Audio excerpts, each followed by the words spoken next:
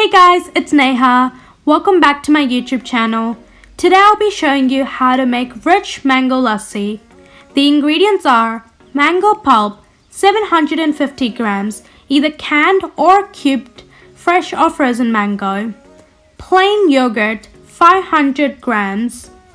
Sugar as per your taste. I'm using 2 tablespoons. And milk 2 tablespoons.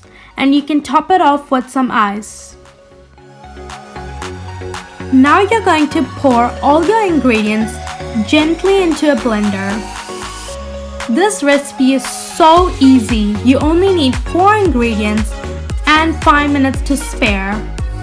This creamy mango lassi recipe is cool and refreshing, perfect to go with your mains. Blend all your ingredients until combined.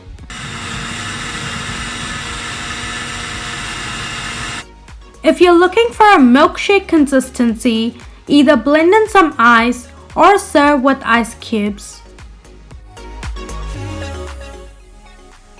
Pour the mango lassi into serving glasses and enjoy.